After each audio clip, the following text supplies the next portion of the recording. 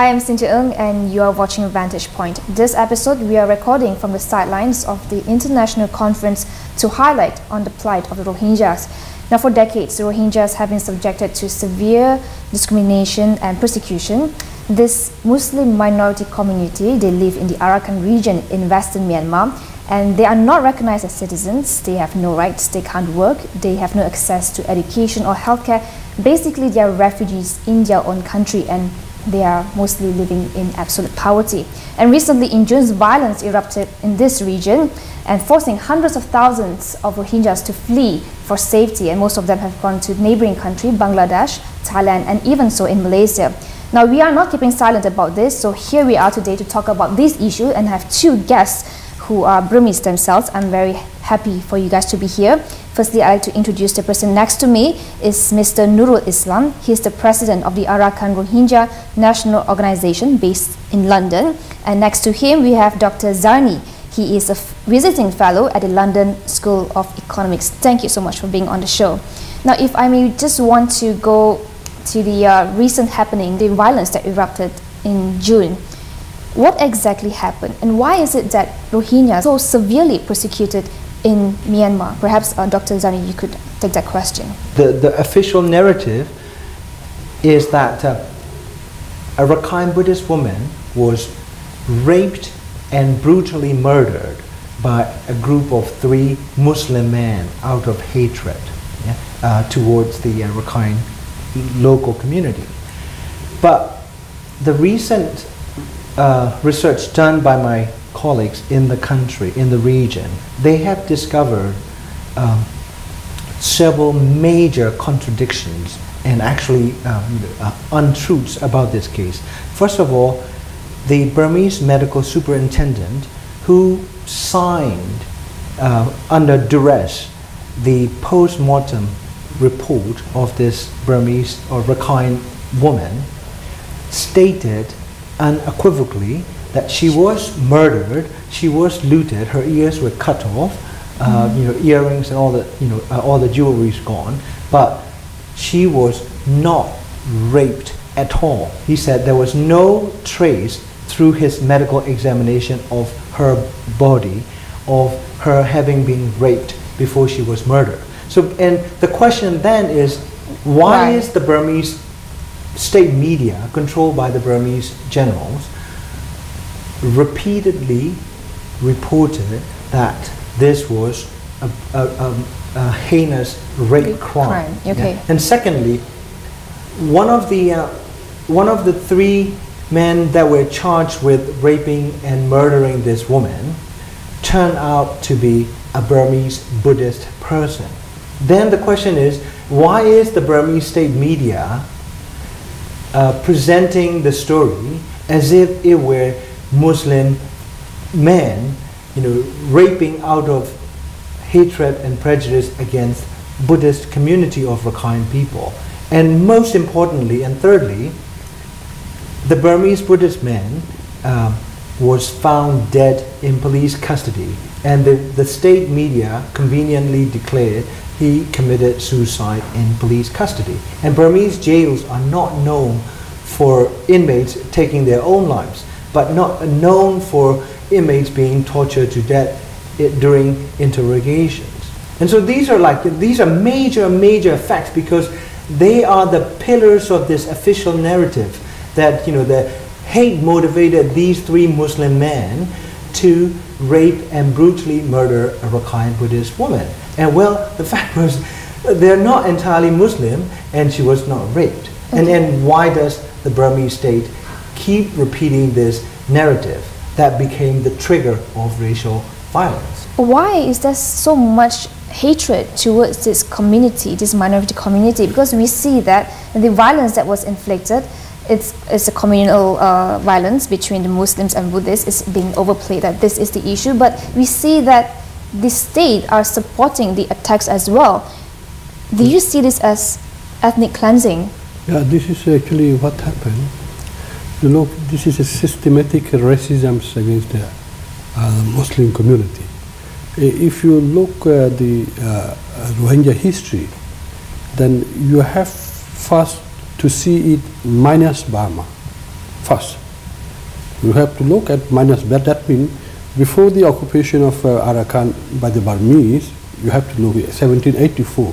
Then you can see what was the actual position of the Muslim community in Arakan. They were the really rulers. They have got glorious past in Arakan as a traders, as a farmers, as a fishermen, as a statesmen, as a rulers, as a kingmakers. You will see that. But then now the question now is they are saying we are illegal immigrants. This is a completely unfounded thing. Even before the occupation of Burma by the Burman, there was a Muslim society, Muslim settlement. That it cannot be overruled. It cannot be denied. Now this is completely what happened. The way they are now, making propaganda against the Rohingya and the Muslim people. This is just a racism, just to make a clean sweep of the Muslim from Arakan. This is ethnic cleansing, as you said. From the Burmese government, what do they gain? Because you see, like, they are undergoing huge reforms politically. They are opening up their trade, economic liberalization that's happening. Why raise the condemnation by the international community by not solving this issue? Why is that? Why is the Rohingyas not accepted as citizens? If you look back the Burmese history, what happened? These Burmese, the ruler and their stalwarts, they are throughout the history they are pursuing a policy of Burmanization. Burmanization, that means it's a through assimilation. So even they want to put everyone in the Burmese melting pot and assimilate the people. So in the case of Arakan, what happened? You see some point in Arakan, we have historical and geopolitical and religious bigotry. All these 3 points very important. As to historical mean, Arakan was never a part of Burma until Burmese occupation in 1784. It stood as an independent country. Okay. Moreover, geographically, it was very much not very easy to communication with Burma. It has all the time relationship with the Muslim Bengal, in fact, in the field of culture, civilization, and even the religion, it's trade. So even Burman tried to occupy Arakan, attack Arakan many times before 1784. Even whenever the Burma attacked Arakan, our kings and nobles, and they used to take shelter in Bengal. Bengal had never territorial ambition on Arakan. Okay. And what Bengal did, Bengal helped them and reinstated them in their places, in their kingdom. And it creates a sort of resentment. Resentment, that's right. So this is a historical, geographical, this is the position is that Arakan in Burma is quite separated by the long range of the range of Arakan mountain range. This is near impossible, this is to Arakan and Burma communication. So this is so when you are going to impose the Burmanization, to practice Burmanization, so you, this is in the case of Arakan, this is not applicable on the Rohingya people. They are not going to accept it. So when they are not going to accept this, they don't feel secure because they want to make it a Muslim-free region. That question is, and this is what they are going to do. So this is the main thing, and the history, and this is the thing actually. This is the thing. The Burmese government's strategic need to mobilize the domestic public support vis-a-vis Aung San Suu Kyi and her rising domestic and international popularity. The communal or the so-called communal violence came on the eve of Aung San Suu Kyi's trip to Europe, and in the midst of her rising popularity. She went to World Economic Forum in late May or early June in Bangkok, and President Thein Sein cancelled his participation at the World Economic Forum because he felt that he will be upstaged by Aung San Suu Kyi, and rightly so. Yeah? And then so I think the Burmese government resorted to mobilizing basically popular Burmese racism towards Rohingya in particular and towards Islam in so general. it begs the question, the prejudice appears to be a common view not just shared by the military but also the majority of Burmese people as well. Is this an indication that it means that even though there is progress in democracy, the situation in Rohingya will never change? So what is the solution? I have to take this discussion to the first commercial break. We'll be back shortly and we'll have Dr. Zarni to answer that question. Stay with us.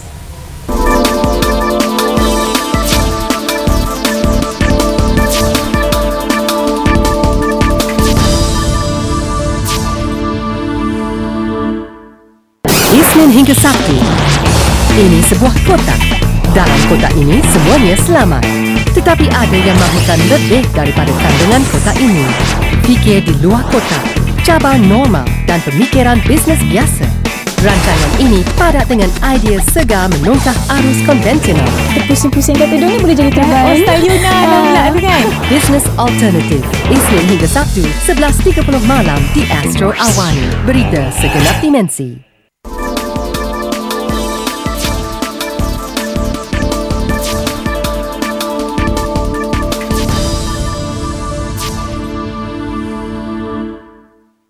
Hi, you're still on Vantage Point and we are talking about the plight of the Rohingyas. Earlier, Dr. Zarni, we mentioned about the prejudice against Rohingyas shared not just by the military the government, but majority of Burmese as well. Why is that so? Well, one is the prejudices are generally the outcome of a society that is prevented to evolve naturally. Because, you know, all societies started out with this in-group and outside-group mentality. You know, that's like racism. But most societies that have like semi-open or fully open political systems, people intermingle, people receive information, correct information, instead of like relying on rumors.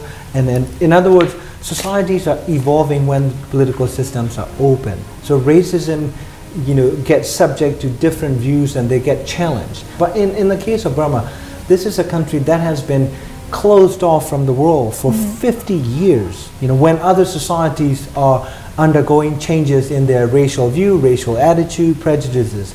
And so racism in Burma remains widespread and potent, and the military is also made up of racist generals themselves. They genuinely believe in the superiority of Burmese Buddhists over the rest of the other communities.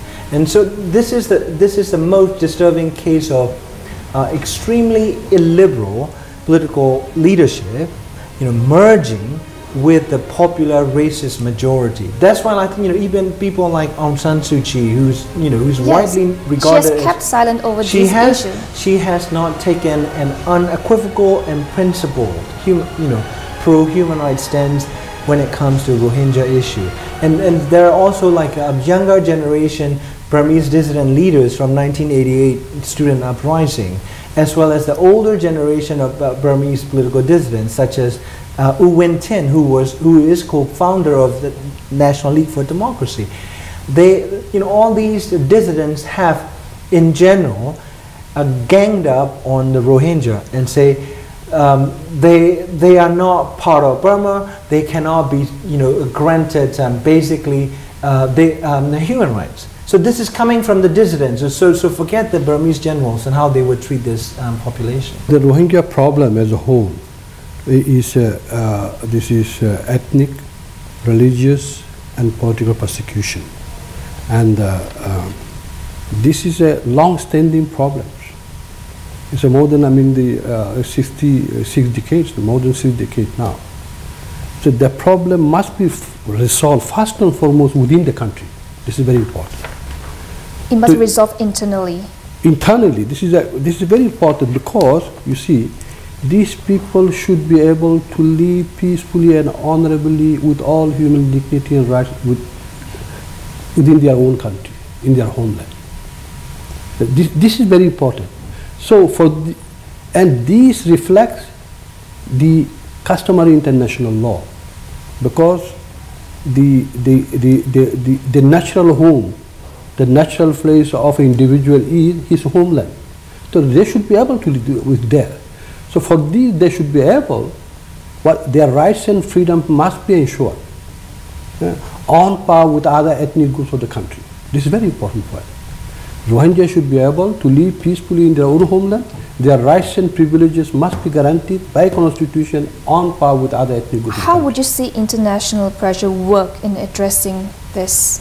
Yeah, now you look at see the recent violence. You see as you told right now, the president has disowned our people already. He said the United Nations, you take these people, take care of them, and then until third countries some third countries come for resettlement. They are really determined that say, I don't want these people here. Yeah. So if your own mother don't want the child, so where else can the person go? It affirms that Rohingya has no domestic, the protection, no national protection. So in the absence of national protection, the responsibility to protect these people on the international community. But we are at a time where all countries seem to want to get along with Myanmar because it's strategic, and you see EU has dropped the sanctions, US is deepening diplomatic ties with Myanmar. This seems to be a time to just stay silent. What do you think? Yes, I mean, if you look at the Western government's responses, the government's responses have been rather meek and mild. And it took nearly 2 months for London and Washington to come out publicly saying this is not okay. What the Burmese government is doing is not okay. It's not just a sectarian violence in the sense of two communities attacking each other. The government troops were directly involved in slaughtering of Rohingya people. Yeah? So you've got the Burmese government is not there as a lawgiver, protector of communities. They are there party to the Rakhines. And from my own research, I see this as the Burmese government initially outsourcing violence, to the Rakhines, targeting and scapegoating the Rohingya population. I mean, there is a rather callous political calculation on the part of the Burmese generals. Just about 5 years ago, in 2007, the Burmese military government was widely reviled by the domestic population, as well as condemned by the international community. Firstly, for the fact that they were slaughtering Buddhist monks and raiding thousands of Buddhist monasteries across the country. There are thousands of monks that were arrested, by the military. They earned the reputation as monk killers. That's in the eyes of the Burmese Buddhists. The generals are monk killers. They will never be forgiven. But things have changed a little. And now, the Burmese government has refashioned itself as protector of Buddhist faith and protector of Buddhist communities in Rakhine State. So that's why we are seeing, mass rallies in the heartlands of Burma, such as my own hometown, Mandalay.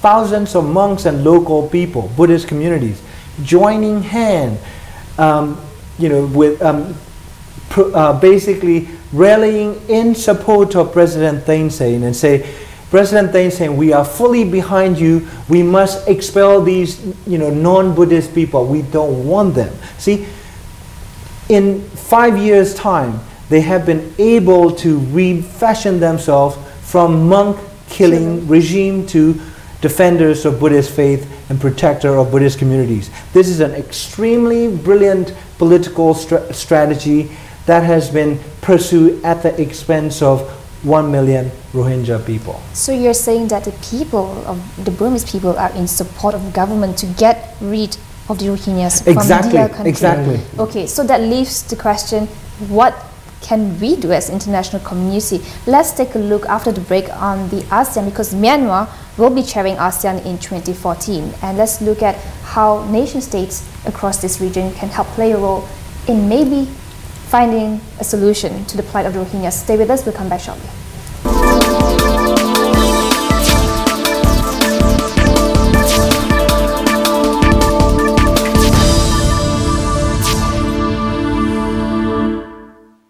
We're starting. Starting?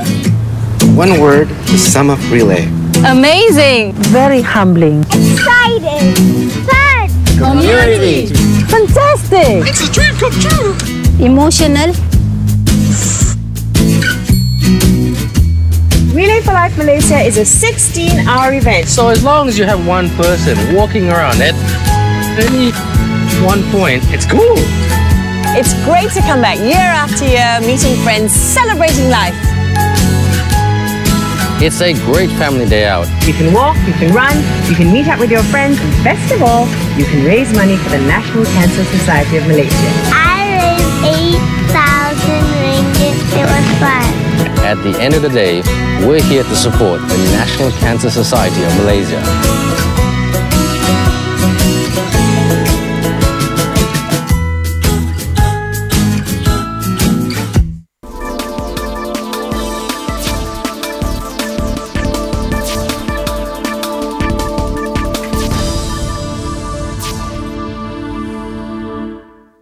Hi, you're still watching Vantage Point, and we are on the topic on the plight of Rohingyas.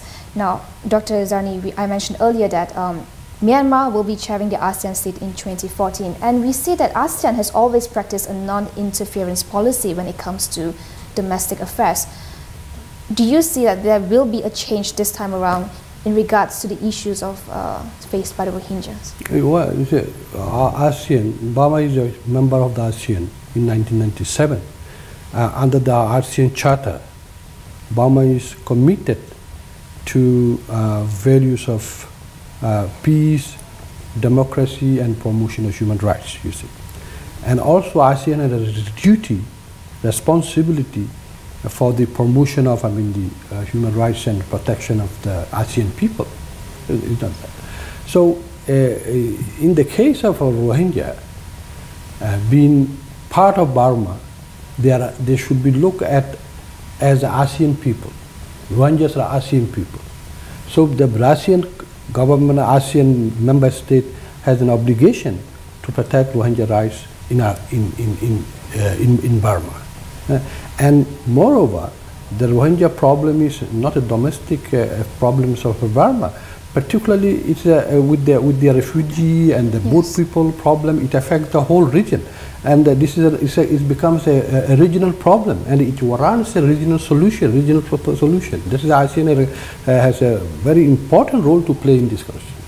Dr. Zarni. The issue has a regional and international dimensions, because Rohingya refugees flee as far as Canada, Australia. So it's not just ASEAN, and so that means that like governments and Canada, US, UK, Australia, they need to be part of that solution. And so what sort of institutional follow-up or mechanisms should be put in place? Well, there should be an international working group to help resolve the Rohingya issue, because the Burmese government, has shown time and again, as soon as the international media focus has moved away from Burma and onto other crises, then it goes back to business as usual. And so in order for that not to happen, there has to be a formation of a working group within ASEAN and outside of ASEAN to monitor the situation, to monitor the treatment of these people until such a time as these Rohingya people are granted full citizenship with all ethnic and political rights that are on a par with other ethnic groups. Do you see that there is any light to the end of the tunnel from the this is a very long-standing problem. It needs the solution. When you are going to look for the solution, the main, the core of the problem should be dealt with, strongly dealt with, and then there are, the marginalization. There are, the refugees and the statelessness and respect for the human rights and respect for the religion and different, and all these all these have to be dealt with effectively. Yeah. So this is a very important point. When you are going to look to solve this problem, you have to look this what root cause of the problem, and the Bangladesh being a neighboring country and also it has to be at the brunt of the refugee problem as the first country about Rohingya asylum. It needs also to play a very important role, and more all those countries who are affected in the region by the Rohingya and the boat people and the refugee problem, they should also be support this issue, and this should be we have to involve the Organization of Islamic Cooperation, because it is mandated by the Muslim countries to protect the Muslim minority in non-Muslim countries. Yeah, I mean, like ASEAN itself has this ASEAN Human Rights Charter, and I think this is the litmus test for ASEAN to see if, like, a regional crisis, such as the systematic violation of human rights of Rohingya people, can be seen as an opportunity to basically, walk the walk of human rights for ASEAN, not just talk the talk. And then, what happens at the bottom line? The bottom line is the Burmese government is systematically dehumanizing a massive population of Rohingya people, just on the grounds of their ethnicity and secondarily religion. And so I think this is the case where ASEAN should pursue fully its commitment to making human rights part of its ASEAN value. Well, it does not seem that there will be an instant overnight solution to the problem of Rohingyas, but I think what is important is to keep that public discourse, the pressure alive on the international agenda. And precisely why we are here today on the international conference for the plight of the Rohingyas, and therefore I'd like to thank the Perdana Global Peace Foundation for organizing this event. I also want to thank both my speakers, Mr. Islam and Dr. Zarni, for being here. And if you have any questions or queries, please get us, email me at cynthia_ng@astro.com.my, or you can go on Twitter and Facebook at @AstroAwani. That's all the time that we have today for Vantage Point. We'll see you again. Thank you and goodbye. Thank you. Thank Mr. you. Islam.